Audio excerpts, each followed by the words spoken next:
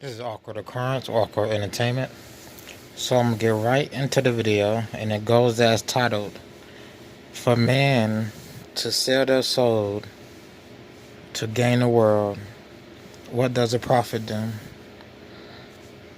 It profits them to sell out the masses. But let's get right into this video. Awkward Occurrence, Awkward Entertainment. So what would profit a man to lose his soul but gain the world? What could he profit? Many of things. The most common things are riches and fame. To betray the world, you will gain one of the many kingdoms on earth. For the current Awkward Entertainment. So today is March 4th, 19. Now in this part, I'm going to be getting into a Martin Luther King interview. And what does it profit a man to sell his soul and gain the world? 1964, I believe. And Martin Luther King is on NBC News. But he was on NBC News. Now in the video I say it's 1964. I know it's not 1964. But imagine it's 1964, 65. And there's a such thing as the internet and YouTube.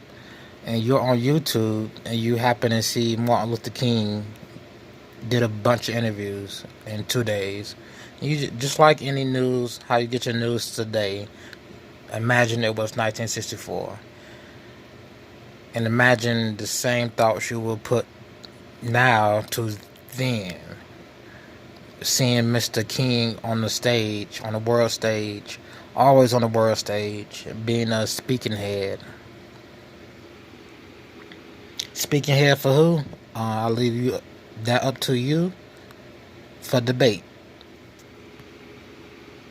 Last night, ABC, he's been all over the circuit. He's about to give his I Have a Dream speech in about 3 years, or maybe 3 more years, so this is 64. He's been writing that speech for about 10 years now. But we're just going to check out some of MLK's recent interviews. Or Reverend Martin Luther King. So let's go to the merv griffin. Here's the rare opportunity we promised you. Merv Griffin is funny. Comes on every night, like 10 p.m. Make sure you watch him at 10. No, I was just joking in the video. I never watched Merv Griffin. I don't know what time he come on. But when you look at old interviews like this, imagine you're in that time period. Then imagine you have a cell phone in that time period. And cell phones exist. So you'll know how to discern what you're looking for. 10 p.m. tonight. I think Harry introduced it beautifully. May I just add that here's one of the great voices in America, Dr. Martin Luther King.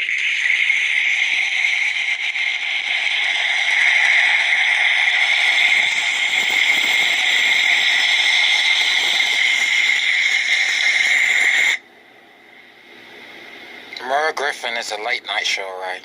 Right. Okay. Nothing really political about late night shows.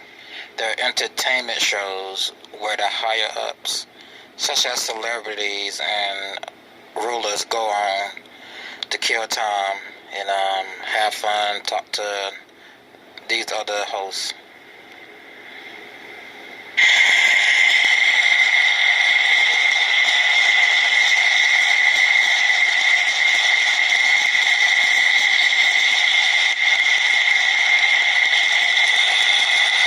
Hold on, we ain't got to the 1980s yet. We still in 1964. Hold on.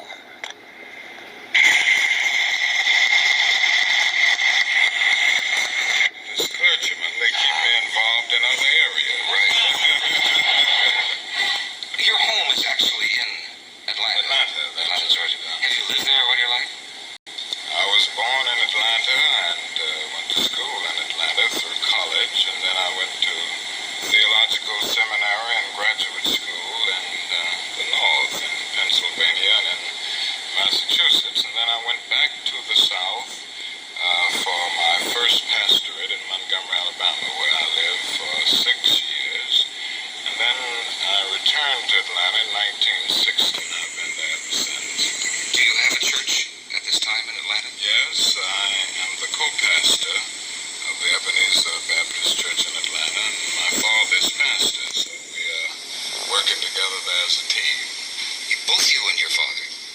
That's right. They put up. Is there any seniority?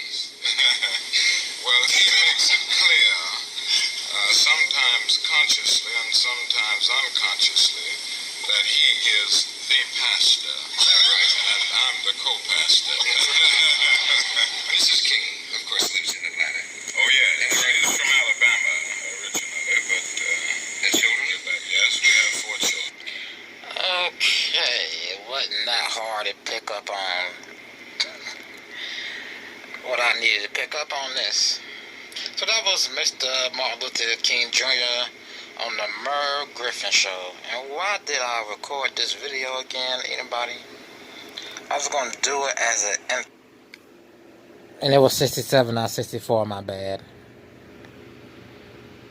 Intro to the video coming up now. And if you can't tell, this is just TV. This is TV. Can you imagine those who stood and came before us? Can you imagine those who stood and came before us? Well, yeah, we get to watch the old videos from the 60s and 50s. But, it's just TV. Like, if you have all this technology back in the 60s with cell phones and video, communications, mass communications, you know, you would see back then as it is today is just TV. MLK looking like he's just TV. Let's get with this speech. Now, he sounds like the preachy pastors. Sometimes I sound like these preachy pastors when I get, in the mood, I guess, to do some preaching. I start sounding like these two, MLK and this guy. But let's get it going. Let's get it going.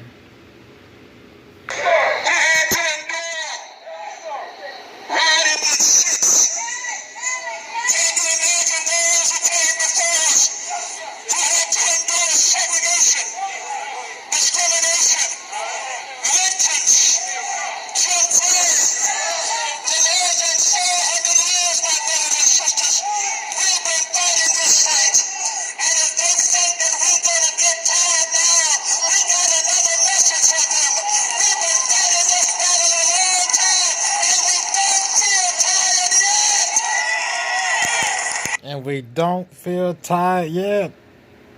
That's irony. Because we march, or you march, and being tired of the BS. But you don't feel tired yet. I'm saying, that's his speech. That's his speech. You don't feel tired yet. Man, could I have done a better one than that? I probably could have. Good hat. Like, these niggas don't feel tired yet? Are they still marching? These niggas still marching? They still think this marching matters? I'm like...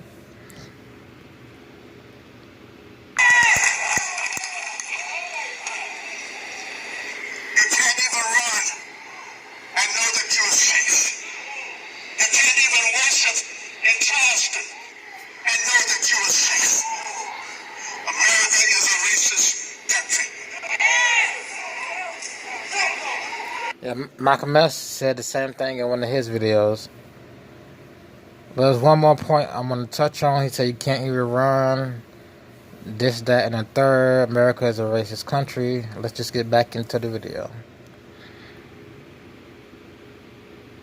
America is a racist country. And this racism has gone on for far too long.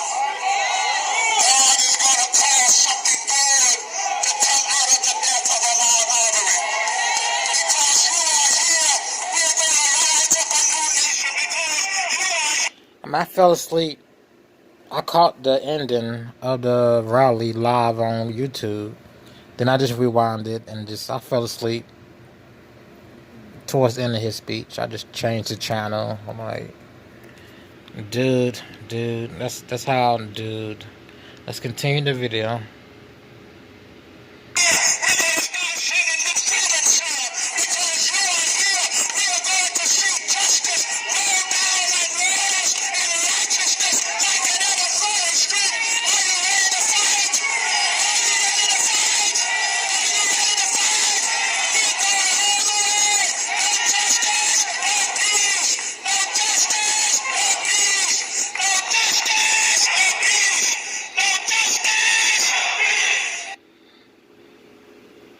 And what does it gain a man to lose his soul and profit the world?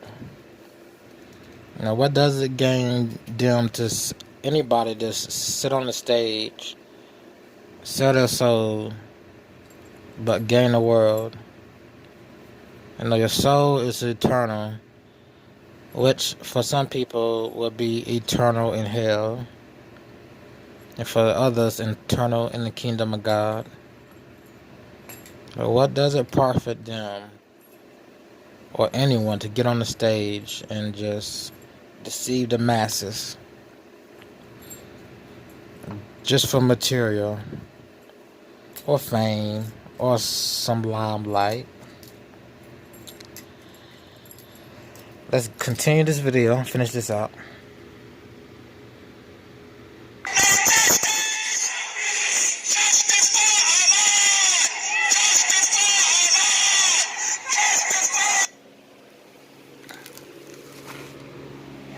To lose your soul, to gain the world, or to lose your will, to gain fame and fortune, to betray the masses, and to destroy humanity.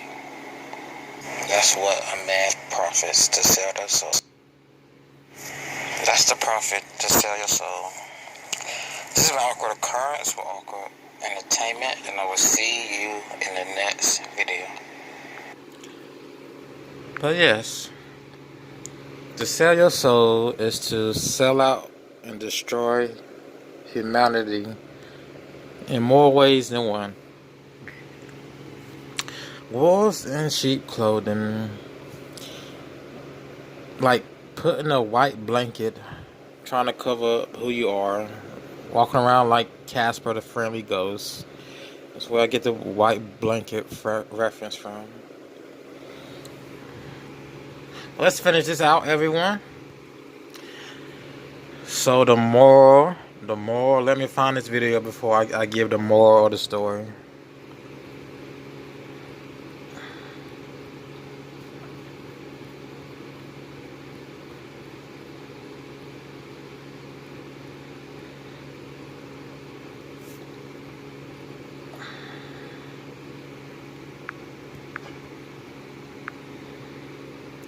So the moral of the story is, well, the lesson to be learned here is don't sell your soul for frivolous, pointless things that would just fade away at the end of time and what had never mattered. And what matters is you being saved. You coming to Christ, you entering the kingdom of God. That's what matters. And let's finish this out. This has been Awkward Occurrence, Awkward Entertainment, and I will see you in the next video.